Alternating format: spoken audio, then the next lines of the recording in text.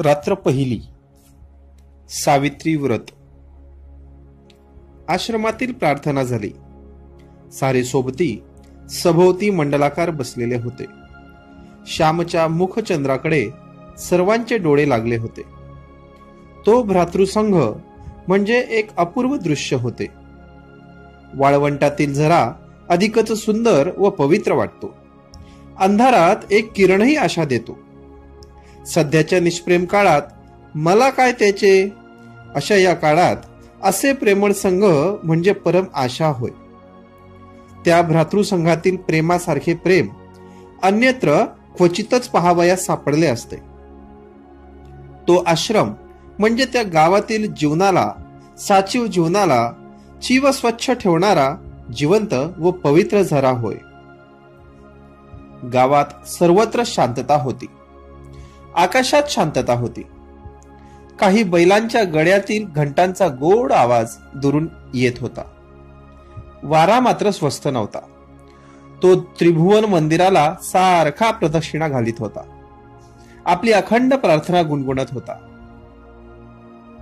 या वातावरणात श्यामने गोष्ट सांगायला सुरुवात केली. श्याम म्हणू लागला, माझ्या आईचे माहेर फार श्रीमंत नव्हते, तरी सुखी होते. माहेरी खाण्यापिण्याची ददात नव्हती. माझ्या आईचे माहेर गावातच होते. माझ्या आईचे वडील फार कर्मठ व धर्मनिष्ठ होते. माझी आई सर्व भावंडात मोठी होती. माझ्या आईवर तिच्या आई वडिलांचे फार प्रेम होते. माझ्या आईला माहेरी कोणी आवडी म्हणत, कोणी बयो म्हणत. आवडी खरेच लहानपणापासून ती सर्वांना आवडत असे. बयो खरेच ती जगाची बयो होती, आई होती. माहेरची गडी माणसे कांडपणी पुढे मोठेपणीही जेव्हा माझ्या आईला बयो म्हणून हाक मारीत, तेव्हा ती हाक किती गोड वाटे म्हणून सांगू. ती हाक मारण्यात असलेला जिव्हाळा हृदयालाच कळे. माझ्या आईला 2 भाऊ व 1 बहीण होती. माझ्या आईची आई अत्यंत नियमित व दक्ष होती. तिच्या घरातील भांडी आरशाप्रमाणे स्वच्छ असत. माझ्या आईचे लग्न लहानपणीच झाले होते. सासर श्रीमंत होते. सासरची मंडळी गावात सरदार म्हणून मानली जात. निदान ते तरी स्वतःला तसे समजत. आईच्या अंगावर सोन्या मोत्याचे दागिने होते. पोत, पेट्या, सरीवाकी, गोठ तोडे सारे काही होते. भरल्या घरात, भरल्या गोकुळात ती पडली होती. सासरचे तिचे नाव यशोदा असे ठेवण्यात आले होते. सासरी ती लहानाची मोठी झाली. कशाला तोटा नव्हता. चांगले ल्यायला, चांगले खायला सर्व व्यवस्थित होते. एकत्र घरात काम सुद्धा भरपूर असे. उत्साही परिस्थितीत सहानुभूतीच्या वातावरणात काम करावयास मनुष्य कंटाळत नाही. उलट 4 धंदे करण्यात धन्यता व आनंद मानतो. मित्रांनो, माझ्या वडिलांच्या अंगावर ते वयाने 17-18 वर्षाचे झाले नाहीत, तोच सारी जबाबदारी येऊन पडली. कारण आजोबा थकले होते. वडीलच सारा कारभार पाहू लागले. देवघेव तेच पाहत होते. आम्ही आमच्या वडिलास भाऊ असे म्हणत असू व लोक त्यांना भाऊराव असे म्हणत असत. आजूबाजूच्या खेड्यांमधील लोक आम्हाला खोत म्हणून संबोधत. खोत म्हणजे काय, भिकाने प्रश्न विचारला. श्याम म्हणाला, खोत म्हणजे गावचा ठरीव शेतसारा वसूल करून सरकारकडे पाठवणारा बिनपगारी दलाल. त्याला काही मिळत नाही का पगार वगैरे, रामने विचारले. हो, मिळते तर. सरकारी शेतसाऱ्याच्या जवळजवळ 1/4 हिस्सा खोताला फायदा असतो. खोत गावातील पिकांची आभावणी करतो, पिकांचा अंदाज करतो. याला पीक धरणे असे म्हणतात. एखाद्या शेतात पीक चांगले नसेल तरी चांगले लावतात. लोकांनी वसूल दिला नाही तर सरकारी मदत मिळते व मग जप्ती प्रकरणे होतात. ठरल्या वेळी खोताने शेतसाऱ्याचे हप्ते वसूल आला नसला तरी पदरचेच पैसे देऊन भरलेच पाहिजेत. आमचा वऱ्हाड नागपुराकडे मालगुजार असतात तसाच हा प्रकार दिसतो, भिका म्हणाला. तेवढ्यात गोविंदा उत्कंठतेने म्हणाला, पुरे रे आता तुमचे, तुम्ही पुढे सांगा. श्यामने पुन्हा एकदा गोष्ट सांगायला सुरुवात केली. आम्ही वडवली गावचे खोत होतो. त्या वडवली गावात आमची खूप मोठी बाग होती. धो पाणी वाहत असे.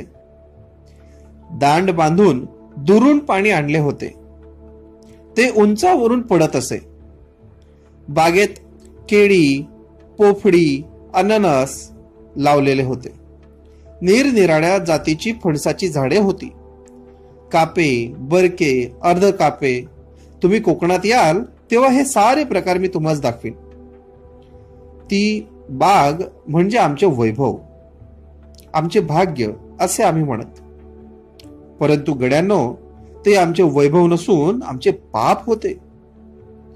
पाप क्षणभर हसते व कायमच रडत बसते. पाप थोडा वेळ डोके वर करते परंतु कायम धुडीत मिळवते. पापाला तात्पुरता मान मिळतो, तात्पुरते स्थान. जगात सद्गुणच शुक्रांच्या ताऱ्याप्रमाणे शांत व स्थिर सदैव तडपत राहतात. खोताने वाटेल त्याला कामाला बोलवावे. बोलावले तर गेलेच पाहिजे, नाहीतर खोताचा रोष व्हायचा. गावातील कष्टाळू बायका माणसांनी वांगी लावावीत, मिरच्या लावाव्यात, कणगरे, करिंदे, रताळी लावावीत, भोपळे, कलिंगडे यांचे वेल लावावे. परंतु या सर्वांवर खोताची नजर असायची. खरोखर या जगात दुसऱ्याच्या श्रमावर जगणे यासारखे दुसरे पाप नाही. दुसऱ्याला राबवून, रात्रंदिवस श्रमवून, त्यांना तुच्छ मानून आपण गाद्या गिरद्यांवर लोळावे यासारखा अक्षम्य अपराध नाही. माझ्या आईच्या अंगा खांद्यांवर जे दागिने होते ते कोठून आले? पाणीदार मोत्यांची नथ. खेड्यातील गरीब बायकांच्या डोळ्यातील मोत्यांसारख्या मुलांच्या अश्रूंची ती बनलेली होती.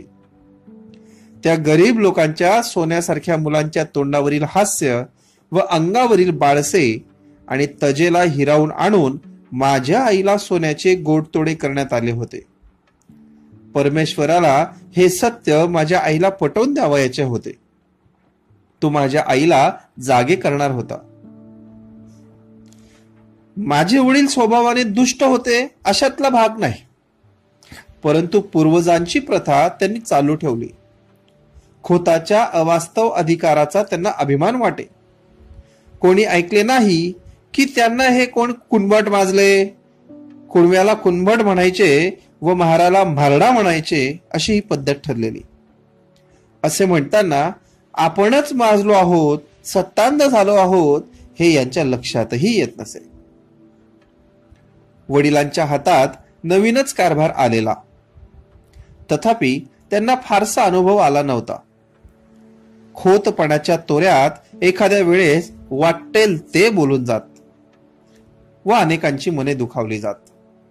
पूर्वजांची पापे ही होतीच. पाप किंवा पुण्य काही मरत नाही. जगात काही फुकट जात नाही. जे पेराल तेच पिकेल, जे लावाल तेच फोपावेल. एकदा काय झाले, ती औसेची रात्र होती. भाऊ वडवलीच गेले होते. सकाळी 8 वाजता ते त्या गावी जाऊन पोचले होते. आज गावाला जाऊ नका, आज अवस आहे वगैरे वगैरे घरातील मंडळींनी त्यांना खूप सांगितले. परंतु भाऊ म्हणाले, कसली आवासनी कसला शनिवार, जे व्हायचे ते होणारच. प्रत्येक दिवस पवित्रच आहे, प्रत्येक दिवस देवाच्याच घरून येतो. असे म्हणून ते वडवलीच गेले. दिवसभर राहिले. 3ही सांजा झाल्या व ते घरी परत जाण्यास निघाले. घरोबाच्या एका म्हातारबाईने सांगितले, भाऊदा, तिन्ही सांजा म्हणजे दैत्याची वेळ. यावेळेस जाऊ नका. त्यातून औसेची काढ राहत. बाहेर अंधार पडेल. तुम्ही नाल्याजवळ जाल तोच अंधार होईल. त्यापेक्षा येथेच वस्तीला राहा. कोंबड्याला उठून थंड वेळेस जा. भाऊंनी ते ऐकले नाही. ते म्हणाले, म्हातारे, अगं पायाखालची वाट. झाली रात्र म्हणून काय झाले? मी जपाजप जाईन. दूध काढतात तो घरी पोचेल. भाऊ निघाले. सोबत गडी होता. त्या म्हातारीचा शब्द जाऊ नका असे सांगत होता. फडणारी पापे चल राहू नको असे म्हणत होती. गावातील लोकांनी निरोप दिला. एक जण भेसूर असला. काहींनी एकमेकांकडे पाहिले. भाऊ आणि गडी निघाले. अंधार पडू लागला. परमेश्वराचे, संतांचे व सतीचे अश्रू चमकू लागले. वडवली गावापासून 1.5 कोसावर एक पर्या होता. पावसाळ्यात त्याला उतार होत नसे. तो पर्या खोल दरीतून वाहत होता. त्याच्या आजूबाजूला किर्र झाडी होती. त्या झाडीत वाघ सुद्धा असे. तेथून दिवसा ढवळ्याही जावयास नवशिक्यास भय वाटे. परंतु भाऊ निर्भयपणे जात होते. त्यांना भीती माहितीच नव्हती. भूते खेते, जीव जीवाणू कसलेच भय त्यांना वाटत नसे. भाऊ दरीजवळ आले आणि एकदम अचानक शीळ वाजली. भाऊ जरा चपापले. पाप हे भित्रे असते. झुडपातून अंगाला काव फासलेले मांग बाहेर पडले. भाऊरावांच्या पाठीत सोट्या बसला व त्या सरशी ते मटकन खाली बसले. झटकन गडी पळत गेला. भाऊंना खाली पाडण्यात आले. मांगांच्या हातातील सुरे चमकत होते. भाऊंच्या छातीवर मांग बसला. चर चर मान चिरायची ती वेळ. करंदीच्या जाळेत रातकिडे ओरडत होते. शेजारच्या भवनातून एक भुजंग फुत्कार करीत सणकन निघून गेला. मांगाचे तिकडे लक्ष नव्हते. इतक्यात एका म्हातारीने ओरड केली, अरे बामणाला मारले, खोताला मारले रे, धावा धावा. ते मांगही त्या आवाजाने जरा भ्यायले. भाऊ त्या मांगांना म्हणाले, नका रे मारू मला. मी तुमचे काय केले? सोडा मला. ही अंगठी घ्या, ही सल्ले जोडी, हे 100 रुपये घ्या, पण मला सोडा, सोडा मला. त्या दीनवाणेपणे ते मांगांना विनवत होते. तेवढ्यात म्हातारीच्या ओरडण्याने कोणीतरी येत आहे असे दिसले. कोणाची तरी चाहूल लागली. मांगांनी त्या अंगठ्या, ती सल्ले जोडी, ते 100 रुपये घेतले आणि पोबारा केला. ते मांग काही खरे खुनी नव्हते. त्या कामात मुरलेले देखील नव्हते. पण दारिद्र्यामुळे ते हे घोर कर्म करावयास प्रवृत्त झाले होते. त्या क्रूर कर्माच्या मुळाशीही दया होती, प्रेम होते. स्वतःच्या मुलाबाळांच्या प्रेमाने त्यांची खाखा दूर व्हावी म्हणून ते मांग खून करू पाहत होते. कोणी म्हणतात की जगात कलह, स्पर्धा हेच सत्य आहे. परंतु त्या कलहाच्या मुळाशी, या धडपडीच्या मुळाशीही प्रेम आहे. ते प्रेम संकुचित आहे एवढेच. सृष्टीचे अंतिम स्वरूप प्रेम आहे, युद्ध नाही. सहकार्य आहे, द्वेष वा मत्सर नाही. असो, भाऊंच्या बरोबरचा गडी जो पळत सुटला होता तो थेट आमच्या पालगड गावी पोचला. त्याने घाबऱ्या घाबऱ्या आमच्या घरी जाऊन सारी हकीकत सांगितली. आमच्या घरातील व गावातील पुरुष मंडळी लगेच चालून गेली. पालगडला पोलीस ठाणे होते, तेथे वर्दी देण्यात आली. घरात बातमी येताच आकांत झाला. साऱ्यांच्या तोंडचे पाणी पळाले. घरात दिवे लागले होते, परंतु साऱ्यांची तोंडे काळवंडली होती. कसचे खाणे, कसचे पिणे, येथे तर प्राणाशी प्रसंग होता. त्यावेळेस कोणी झालेलो नव्हतो. आईला समजू लागले होते. बायकांना लवकर समजू लागते. माझी आई ती सारी कथा आम्हाला सांगे. आई देवाजवळ गेली. निर्वाणीचा तोच एक खरा सखा. देवाजवळ जाऊन आईने पदर पसरला. ती म्हणाली, देवा नारायणा, तुलाच माझी चिंता, तुला सारी काळजी. आई जगदंबे, तुझी मी मुलगी, मला पदरात घे, माझे कुंकू राख, माझे चुडे अभंग ठेव, माझे सौभाग्य. नको नको आई, असं नको करू, कुऱ्हाड नको पडू देऊ. मी काय करू, कोणते व्रत घेऊ? देवा, माझी करुणा दे तुला, तू करुणेचा सागर आहेस. येहू देवहू घरू सुखरूप, पाहीन त्यांना डोळे भरून. नांदू दे तुझ्या आशीर्वादाने सुखाने जन्मभर. मला दुसरे काही नको. नकोत हे दागिने, नकोत ही मोठी वस्त्रे. कशाला मेली ती खोती? नको मला, मला काही नको. माझा पती हाच माझा दागिना, तेवढा तो मला परत दे देवा. असे म्हणून आई विनवू लागली, रडू लागली. आईने देवाला आळविले, प्रार्थिले, परंतु नुसती प्रार्थना काय कामाची? प्रत्येक गोष्टीत त्याग असला पाहिजे, व्रत पाहिजे. माझ्या आईने या रात्री सावित्रीचे व्रत घेतले. मित्रांनो, जीवनाच्या कठीण प्रसंगी धीर द्यावयास भारताच्या इतिहासात कितीतरी दिव्य स्त्री पुरुष रत्ने आहेत. राम आहे, हरिश्चंद्र आहे, सीता आहे, सावित्री आहे. तुम्ही इतिहासात लिहा किंवा लिहू नका, पण सावित्री अमर आहे. स्त्रियांना सदैव ती धीर देई, मृत्यूशी झगडण्याचे धैर्य देई. मनुष्याचा पवित्र व निर्मळ निश्चय मरणाजवळचा झगडण्यासाठीचे बळ देत असतो. माझ्या आईचे सौभाग्य घरी आले, भाऊ घरी आले. त्या वर्षापासून आई सावित्रीचे व्रत करी. दरवर्षी ज्येष्ठी पुनव येण्याच्या आधी 2 दिवस ती उपवासाला सुरुवात करी. घेतलेले व्रत कधी सोडता येत नाही. या व्रतात वटपूजा करावयाची असते. आकाशाला कवटाळू पाहणाऱ्या चिरंजीवी अक्षय वटाची पूजा करून अक्षय सौभाग्य मिळवायचे. वटवृक्षाप्रमाणे कुळ वाढो, ते जगाला छाया देवो, आधार देवो. वटवृक्ष उंच वर जाऊन जणू स्वशरीराने देवाच्या पायाला स्पर्श करतो, त्याप्रमाणे कुळालाही वर जाण्याची, उन्नत होण्याची सदैव इच्छा असो.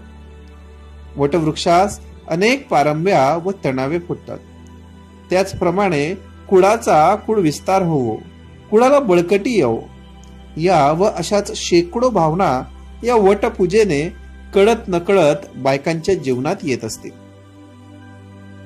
सावित्री व्रताचे दिवस जवळ येत चालले म्हणजे माझ्या आई गंभीर होत असे. मी त्या संबंधीचीच एक आठवण सांगणार आहे. आतापर्यंत सांगितलेली ही प्रस्तावनाच होती. त्यावेळेस मी 8-9 वर्षाचा असेन. सावित्री व्रताला आरंभ होणार होता. माझी आई हिवतापाने आजारी होती. हिवताप सारखा तिच्या पाठीस लागला होता. या व्रतात 3 दिवस वडाला 108 प्रदक्षिणा घालावयाच्या असतात. आईला जरा चालले तरी घेरी येत होती. आईने श्याम अशी हाक मारली. मी आईजवळ गेलो व विचारले, काय आई, काय होते? पाय का चेपू? आई म्हणाली, पाय नको रे चेपायला, मेले रोज चेपायचे तरी किती? तू सुद्धा कंटाळला असशील हो, पण मी तरी काय करू? आईचे ते करुण शब्द ऐकून मला वाईट वाटले. मी रडू लागलो. आई पुन्हा म्हणाली, श्याम, तू दिवसभर काम करून दमतोस हो, पण उद्यापासून तुला आणखीन एक काम 3 दिवस करायला सांगणार आहे. करशील ना तू बाळ? कोणते काम? आई, मी कधीतरी नाही म्हटले आहे का तुला? मी विचारले. आई गहिवरून म्हणाली, नाही, तू कधी सुद्धा नाही म्हणत नाहीस. हे बघ, उद्यापासून वट सावित्रीचे व्रत सुरू होईल. मला वडाला 108 प्रदक्षिणा घालता येणार नाही. मला भोवड येईल. कशी तरी पारावर तुझा हात धरून जाईन, पूजा करीन, 3 प्रदक्षिणा घालीन, बाकीच्या प्रदक्षिणा तू घाल हो बाळ. असे म्हणून आईने माझा हात आपल्या हातात घेतला. प्रेमळ व करुण अशा दृष्टीने तिने माझ्याकडे पाहिले. आई, माझ्या का प्रदक्षिणा कशा चालतील? मी विचारले. चालतील हो बाळ. देवाला डोळे आहेत. देव काही मेला नाही. त्याला सारे समजते, कळते. तू म्हणजे मीच नाही का? अरे, तू माझ्या पोटचा गोळा, माझाच जणू भाग, माझेच तू रूप. तू प्रदक्षिणा घालशील त्या माझ्याच होतील. मी दुबळी आजारी आहे हे देवाला का माहिती नाही? आई म्हणाली. पण मला बायका हसतील. मी नाही जाणार वडावर. शाळेत जाणारी मुले मला बघतील व शाळेत आहार बायको असे म्हणून माझी फजिती करतील. मला लाज वाटते. मी नाही जाणार. शिवाय शाळा बुडेल, मास्तर रागावतील. अशा अनेक सबबी मी सांगू लागलो. आईची म्लान मृदा खिन्न झाली. ती म्हणाली, श्याम, आईचे काम करावयास कसली राज? हे देवाचे काम. ते करीत असता तुला कोणी हसले तर तेच वेळे ठरतील. देवाचे काम करावयास लाजू नये. पाप करावयास माणसाने लाजावे. श्याम, त्या ठिकाणी चुली मागचा खोबऱ्याचा तुकडा घेऊन तू खाल्लास. मी बघितले, पण बोलले नाही. जाऊ दे, मुलाची जात आहे. परंतु त्यावेळेस तुला लाज नाही वाटली, आणि आता देवाचे काम करावयास तुला लाज वाटते का रे? मग तो भक्ती विजय कशाला वाचतोस? तो पांडव प्रताप कशाला वाचतोस? तुझा आवडता श्रीकृष्ण घोडे हाकी, धर्मागरची उष्टी काढी. काम करावयास, प्रदक्षिणा घालावयास तुला लाज वाटते का? नसलाच जाणार तर मी जाईन हो. येऊन जाऊन काय होईल? मी भोवळ येऊन पडेन, मरेन तर सुटेन एकदाची. देवाजवळ जाईन मी. परंतु श्याम, असं कसं? तुला चालेल का रे? तुझ्यासाठीच तर जगते रे मी. असे म्हणून आईने डोळ्यांना पदर लावला. आईचे शब्द माझ्या मनात खोल गेले. माझे हृदय विरघडले, पाझरले, पावन झाले. देवाचे काम करावयास लाजू नको. पाप करण्याची लाज धर. किती थोर शब्द. आजही ते शब्द मला आठवत आहेत.